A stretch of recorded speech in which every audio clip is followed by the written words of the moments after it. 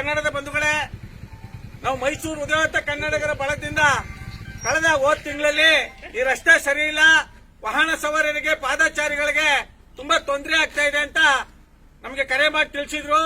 ಆ ಸಂದರ್ಭದಲ್ಲಿ ನಾವು ಮೈಸೂರು ಉದಯೋತ ಕನ್ನಡಿಗರ ಬಳಗದಿಂದ ಸ್ಥಳ ಪರಿಶೀಲನೆ ಮಾಡಿ ನೋಡಿದಂತ ರೋಡ್ ಎಲ್ಲ ರಸ್ತೆ ಎಲ್ಲ ಕಿತ್ತೋಗಿತ್ತು. ನಾವು ನಮ್ಮ ಆಕ್ರೋಶವನ್ನು ಉಗ್ರವಾಗಿ ಹೊರ ಹಾಕಿದ್ರೆ ತಂಡಕ್ಕೆ ಮತ್ತೆ ವೈಬ್ರೆಂಟ್ ನ್ಯೂಸ್ ಅಲ್ಲಿ ಪ್ರಚಾರ ಆಗಿತ್ತು. ಆ ಪ್ರಚಾರ ಆಗಿದ್ದ ಸುದ್ದಿಯನ್ನ ನೋಡಿ ಎಚ್ಚೆತ್ತುಕೊಂಡಂತ ಅಧಿಕಾರಿಗಳು ಡಾಂಬರೀಕರಣ ಮಾಡಿದ್ದಾರೆ. ಆದ್ರೆ ಈ ಡಾಂಬರೀಕರಣ ಮಾಡಿರೋದಕ್ಕೆ ನಾವು ಇವತ್ತು ಧನ್ಯವಾದಗಳು ತಿಳಿಸೋಣ ಅಂತ ಬಂದಿದ್ವಿ. ಆದ್ರೆ ಇಲ್ಲೂ ಸಹ ತಪ್ಪು ಮಾಡಿದ್ದಾರೆ. ಡಾಂಬರೀಕರಣಕ್ಕೆ ಏನ್ ಡೆಸ್ಟ್ ಹಾಕಿಲ್ಲ, ಡೆಸ್ಟ್ ಹಾಕ್ತೆ ಫೈನಲ್ ಮಾಡಿದ್ದಾರೆ. ಮತ್ತೆ ಸೈಡ್ಗಳಲ್ಲಿ ಕಾಂಕ್ರೀಟ್ ಹಾಕಿಲ್ಲ.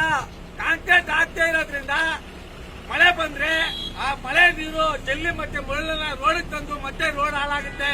ಅದರಿಂದ ನಾವು ಉಗ್ರವಾಗಿ ಖಂಡಿಸೋದ್ರ ಮೂಲಕ ನಮ್ಮ ಆಕ್ರೋಶವನ್ನು ಹೊರ ಹಾಕ್ತಾ ಇದ್ದೇವೆ.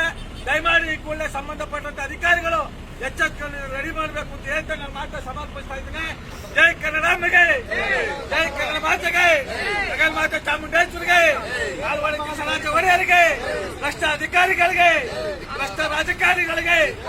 ನೋಡಿ ಆತ್ಮೀಯ ಕನ್ನಡದ ಬಂಧುಗಳೇ, ಡಾಂಬರೀಕರಣ ಮಾಡಿದ ಮೇಲೆ ಮೊದಲು ಡ್ರೈನೇಜ್ಗಳು ಚರಂಡಿಗಳನ್ನ ಶುದ್ಧ ಮಾಡಿ ಆಮೇಲೆ ಡಾಂಬರೀಕರಣ ಮಾಡಬೇಕು.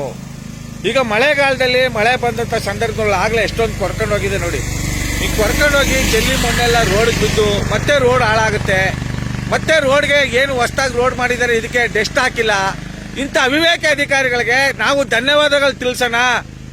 ನಮ್ಮ ಒಂದು ಸಾಮಾಜಿಕ ಜಾಲತಾಣವನ್ನ ಮಾಧ್ಯಮಗಳನ್ನು ನೋಡಿ ಎಚ್ಚೆತ್ಕೊಂಡಂತ ಅಧಿಕಾರಿಗಳು ಶುದ್ಧವಾಗಿ ರಸ್ತೆ ಮಾಡಿದ್ದಾರೆ ಅಂತ ನಾವು ರಸ್ತೆ ನೋಡಕ್ ಬಂದ್ರೆ ನೋಡಿ, ಇಲ್ಲಿ ನೋಡಿದ್ರೆ ಸೈಡ್ ಅಲ್ಲಿ ಒಂದ್ ಕಡೆ ಹಾಕಿದ್ದಾರೆ, ಇನ್ನೊಂದ್ ಕಡೆ ಹಾಕಿಲ್ಲ. ಇಂಥ ಬೇಜವಾಬ್ದಾರಿ ಅಧಿಕಾರಿಗಳಿಗೆ ನಮ್ಮ ಮೈಸೂರು ಉದಯೋತ ಕನ್ನಡಿಗರ ಬಳಗದಿಂದ ಇನ್ನೂ ಆಕ್ರೋಶವಾಗಿ ನಮ್ಮ ಆಕ್ರೋಶವನ್ನು ಹೊರ ಹಾಕಬೇಕಾಗುತ್ತೆ.